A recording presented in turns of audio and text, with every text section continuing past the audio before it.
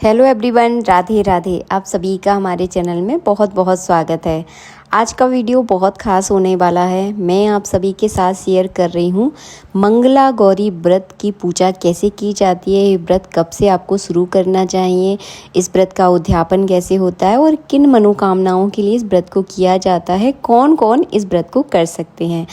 तो सबसे पहले इस व्रत को सभी लोग कर सकते हैं। कुंवारी लड़कियां भी इस व्रत को करती हैं। शादीशुदा स्त्रियां अपने गृहस्थ जीवन में खुशियां बनी रहे, पति पत्नी में प्रेम बनी रहे और आपकी अगर कोई विशेष मनोकामना है तो उसके लिए इस व्रत को किया जाता है। कुंवारी लड़कियां अच्छे पति, अच्छे वर की प्राप्ति के लिए इस व्रत को करती हैं। तो मतलब अगर आपकी कोई विशेष मनोकामना है ना, तो उसकी पूर्ति के लिए जो है ना, इस व्रत को किया जाता है।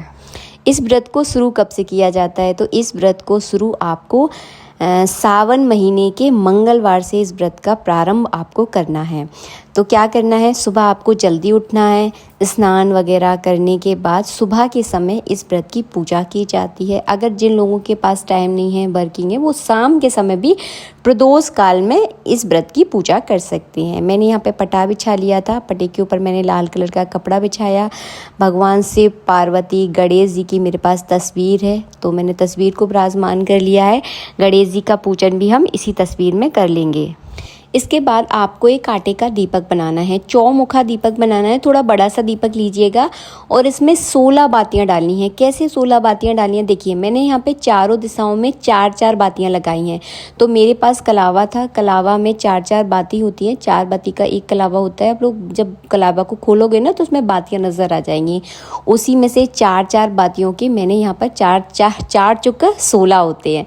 तो 4 कोनों में 4-4 इस तरह से बातियां लगा दी हैं। मतलब ये 16 बातियों का एक दीपक है। और ये दीपक आपको घी से ही जलाना है, तेल का इसमें यूज़ नहीं होता।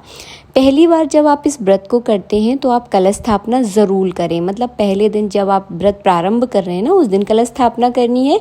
इसके बाद जब उद्यापन करो उस दिन कलश स्थापना करो। बाकी बीच में फिर हर बार आपको कलश रखने की ज़रूरत नहीं है। इसके बाद मैंने एक यहाँ पे कांसे की थाली ले ली है। इसमें जो है ना, मैं स्वास्तिक बना दूँगी। मंगला गौरी के व्रत में मिट्टी की गौरा बनाकर उनका पूजन किया जाता है विशेष मनोकामना के लिए। अगर आप मिट्टी की गौरा नहीं बनाना चाहते, कई जगह होता है कि मिट्टी नहीं होती, कोई भी कारण हो सकता है, तो आप सिपाड़ी या हल्दी के रूप में भी माँ गौरा की पूजा कर सकते हैं। मैंने यहाँ पे मिट्टी की गौरा बनाई है। आप बड़ी छोटी, देखिए जैसे आपको आकृति आती है उस हिसाब से आप बना सकते हैं। बढ़िया सा मैंने यहाँ पे कुमकुम से स्वास्तिक बना दिया है। और हाँ, याद रखिएगा 16 चावल के दाने आपको स्वास्तिक के ऊपर रखना है। इस व्रत में 16 अंक का बहुत विशेष महत्व है। कोशिश कीजिएगा कि जितनी भी आप चीज़ें चढ़ा रहे हैं वो 16 होनी चाहिए। कई बार होता है कि 16 नहीं हो पाती, लेकिन कोशिश करना है आपको। तो 16 चावलों के दाने के ऊपर मैंने माँ गौरा को इस तरह से विराजमान कर लिया है। चलिए अब जो है ना, हम यहाँ पर पूजा करना प्रारंभ करते हैं। तो सबसे पहले आपको क्या करना है, दीपक जलाना है। दीपक जब आप रखो ना तो कोई प्लेट वगैरह में रख लीजिएगा, क्योंकि ये घी का दीपक है। कई बार होता है कि दीपक थोड़ी ज़्यादा लौ पकड़ लेता है, तो वो नीचे कपड़ा बिछा है ना, वो लौ जो है ना कपड़े में भी लग सकती है। तो एक बड़ी प्लेट का यूज़ कीजिएगा, क्योंकि ये आटे का दीपक है, तो थोड़ी सावधानी रखना बहुत ज़रूरी है। चारों कोनों के दीपक को मैंने इस तरह से प्रज्वलित कर लिया है। चारों कोनों के दीपकों का इस तरह से कुमकुम चावल से आप पूजन कर दें। ये दीपक घी का ही जलता है, ध्यान रखिएगा। इसके बाद आपको क्या करना है, ध्यान करना है। तो यहाँ पर हम पूरे शिव परिवार का मन में ध्यान करेंगे। कभी भी माँ गौरा की पूजा अकेले नहीं होती, उनका पूरा शिव परिवार का आपको ध्यान करना है। गणेश जी का, सभी का जो है ना ध्यान करके जो है ना पुष्प और चावल इस तरह से आप चढ़ा दें। इसके बाद आपको संकल्प करना है व्रत का। तो मैंने अपने सीधे हाथ में चावल, जल लिया है और कोई विशेष मनोकामना है तो वो बोलते हुए जो है ना आप संकल्प करें इस व्रत का, क्योंकि संकल्प से ही कार्य की सिद्धि होती है। इसके बाद आपको क्या करना है, 1 लोटा जल लेना है और सबसे पहले गौरा माता पे आपको 4 बार इस तरह से जल चढ़ाना है, जैसे मैं इस वीडियो में आपको दिखा रही हूँ। इसके बाद जो है ना, हम यहाँ पे पंचामृत चढ़ा देंगे। पंचामृत नहीं है तो कुमकुम से भी आप स्नान करवा सकते हैं। पंचामृत से स्नान कराने के बाद आपको अच्छे से शुद्ध जल से स्नान कराना है। कांसे की थाली का ही आपको यूज़ करना है। कोशिश करें कि कांसे की थाली पूजा पाठ में बहुत शुभ होती है धातु, इसीलिए कांसे के बर्तन यूज़ किए जाते हैं। इसके बाद मैंने कुमकुम से तिलक कर दिया है, चावल चढ़ा दूंगी, कलावा रूपी वस्त्र अर्पित कर दूंगी, इत्र लगा दूंगी। अगर आपके पास चुन्नी लेकर आए हैं तो आप चुन्नी उड़ा दें, नहीं तो लाल कलर का कोई कोरा जो कपड़ा होता है ना वो भी आप उड़ा सकते हैं, ब्लाउज पीस वगैरह उड़ा दें। जैसा देखिए आपके पास उपलब्ध हो उस हिसाब से जो है ना कपड़ा ज़रूर उड़ाएं। इसके बाद जो है ना हम यहाँ पे तस्वीर का भी पूजन करेंगे, तो सभी पर जो है ना 4 बार इस तरह से जल चढ़ा देंगे।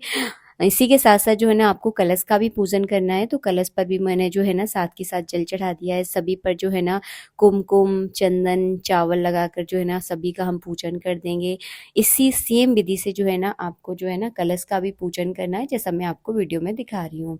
तो मंगला गौरी व्रत की पूजा करना बहुत सरल है, कोई ज़्यादा कठिन नहीं है। और कहा जाता है, ऐसा बोला जाता है कि इस व्रत को करने से आपकी जो मन की विशेष मनोकामना है वो पूरी हो जाती है। इत्र ज़रूर लगाइएगा, बहुत अच्छी खुशबू आती है पूजा में। इसके बाद जो है ना 16 आपको पुष्प लेने हैं, कोई भी कलर के ले सकते हैं। वैसे लाल कलर के पूजा में जो फूल होते हैं माँ गौरा को बहुत प्रिय है, तो 16 पुष्प लेना है। 16 फूल जो है ना आपको माँ गौरा पर अर्पित करने हैं, अगर मिल जाए तो। नहीं है तो 16 पत्तियां भी आप फूलों की चढ़ा सकते हैं। वैसे फूल का ही बहुत महत्व होता है, अगर मिल जाए तो ठीक, नहीं मिले तो क्या कर सकते हैं। तो 16 पुष्प लेना है। इसके बाद आपको क्या करना है, भोग चढ़ाना है। भोग में भी जो है ना 16 अंकों का महत्व रखा जाता है। आप चाहे तो मीठे लड्डू ले सकते हैं, 16 बर्फी ले सकते हैं। अब 16 नहीं हो पा रहे तो क्या करें, बर्फी के 16 टुकड़े कर कर भी इस तरह से चढ़ा सकते हैं। मैंने यहाँ पे मिश्री के 16 दाने ले लिए थे। इसके बाद आपको क्या करना है, अपने हाथ में 16 चावल लेने हैं या फिर आप 16 पुष्प लेने हैं, यानी फूल ले लें, और हाथ में रखकर आपको पूरी कथा पढ़नी है। कथा पढ़ते समय एक एक चावल के दाने जो है ना माँ गौरा पर आपको इस तरह से अर्पित करते जाना है और कथा जो है ना सुनते जाना है।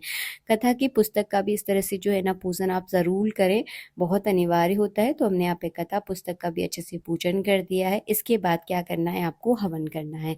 कोई भी पूजा पाठ हो हवन बहुत ज़रूरी होता है। उससे पहले दक्षिणा ज़रूर चढ़ा दें, ताकि पूजा में देखिए कोई भी कमी पेशी रह गई है तो दक्षिणा उसकी पूर्ति कर दे। इसके बाद जो है ना हम सुहाग सामग्री चढ़ाएंगे। सुहाग सामग्री में 16 चीज़ों का महत्व है, तो 16 आपको सारा सामान लेना है। अगर 16 नहीं मिल पा रहे हैं तो कम से कम 16 चूड़ियाँ आप ज़रूर लें। सुहाग का सामान आप चाहें तो लास्ट वाले दिन यानी उद्यापन वाले दिन या बीच में कभी भी आप चढ़ा सकते हैं। ऐसा नहीं है कि हर बार आपको चढ़ाना है, तो हर बार चढ़ाने की ज़रूरत नहीं है। अगर आपकी श्रद्धा है तो आप हर बार चढ़ाकर दान भी कर सकते हैं, वो आपकी मर्जी है। इसके बाद हम यहाँ पर छोटा सा हवन करेंगे, क्योंकि जो हमने भोग में बनाया है वो जो है ना अर्पित यहाँ पे किया जाता है। तो मैंने यहाँ पे अग्नि प्रज्वलित कर ली है। गाय के गोबर का उपला भी ले सकते हैं, हवन की संविदा उस पर भी आप हवन कर सकते हैं। चारों कोनों का मैंने पूजन कर दिया है। साकल्य से जो है ना आपको आहुतियाँ देनी है। तो सबसे पहले गौरी गणेश के नाम की आहुति, उसके बाद नवग्रह के नाम की आहुति, उसके बाद जो है ना माँ गौरा का अगर आपको मंत्र आता है तो उससे 11 आहुतियाँ देने के बाद 16 बार जो है ना इसमें भोग लगाना है आपको। अगर आपने बर्फी ली है तो बर्फी में से छोटे छोटे से 16 टुकड़े कर लीजिए और उनका जो है ना आपको 16 बार भोग लगाना है। मैंने 16 मिश्री के दाने ले लिए हैं और इस तरह से जो है ना मैं 16 बार भोग लगाऊंगी। कुछ लोग जो है ना 16 आहुतियाँ भी देते हैं, तो वह आप जो है ना अपने हिसाब से देख लीजिए। उसके बाद जो है ना आपको जल से आचमन, जल यानी जल से जो है ना अर्घ आपको दे देना है, क्योंकि भोग लगाने के बाद जल भी पिलाया जाता है। और अब मैं आपको थोड़ी देर में बताने वाली हूँ कि इस व्रत को आपको कब से शुरू करना है और कितने दिनों तक इस व्रत को किया जाता है। तो हमारा हवन जो है ना हो चुका है। चलिए अब करेंगे हम आरती की तैयारी। तो जल का अर्घ देने के बाद जो है ना आरती की तैयारी करनी है। मैंने यहाँ पर एक दूसरा दीपक में कपूर से यहाँ पर आरती कर रही हूँ, क्योंकि माता की आरती ज़्यादातर कपूर से ही होती है। तो मैंने यहाँ पर कपूर ले लिया है। कपूर से जो है ना माँ गौरा की हम सब लोग प्रेम पूर्वक आरती करेंगे। आरती करने के बाद आपको इस तरह से जल का अर्घ दे देना है, जैसा मैं आपको वीडियो में दिखाने वाली हूँ। तो इस तरह से अर्घ देकर हाथ जोड़कर प्रार्थना करें कि माँ गौरा हम सब पर अपनी कृपा बरसाए और हमारी जो भी मनोकामना है वो पूरी करे। इस व्रत को सभी कर सकते हैं, ऐसा कोई ज़रूरी नहीं है कि महिलाएं ही करती हैं। पुरुष, और कुंवारी कन्याएं, बच्चे अपनी विशेष मनोकामना के लिए इस व्रत को किया जाता है। सुहागिन स्त्रियां अपने सुहाग की लंबी उम्र के लिए भी इस व्रत को करती है। अब मैं आपको बताने वाली हूँ इस व्रत का उद्यापन कैसे किया जाता है। तो सबसे पहले सुन लीजिए, इस व्रत का प्रारंभ आपको सावन महीने के मंगलवार से शुरू करना है। संकल्प लेकर इस व्रत को किया जाता है। तो 2 तरीके हैं इस व्रत को करने के। सबसे पहला तरीका ये है कि सावन के मंगलवार से आप इस व्रत को प्रारंभ कीजिए और सावन के महीने में जितने मंगलवार पड़ते हैं उतने व्रत आपको करने हैं। उसके बाद जो है ना आपको क्या करना है कि 5 सालों तक जितने सावन पड़ते हैं और जो सावनों में जो मंगलवार पड़ते हैं, ऐसे 5 मंगलवार पड़े, 4 मंगलवार पड़े, 5 सालों तक आपको सावन के मंगलवारों का व्रत करना है और 5वें साल लास्ट मंगलवार पर आपको उद्यापन करना है मंगला गौरी के व्रत का। अब दूसरा तरीका ये है कि क्या किया जाता है कि सावन के मंगलवार से मंगला गौरी का व्रत किया जाता है और पूरे 1 साल तक जितने मंगलवार पड़ते हैं सभी पर आपको व्रत करना है और लास्ट मंगलवार के दिन जो है ना, जैसे कि दूसरी साल आएगी घूमकर, तो सावन का जो लास्ट मंगलवार होगा ना उसमें आपको उद्यापन करना है। आशा करती हूँ जो मैं आपको समझाने की कोशिश कर रही हूँ वो आपको अच्छे से समझ में आ गया हो। इसी तरह से जो है ना इस व्रत को किया जाता है।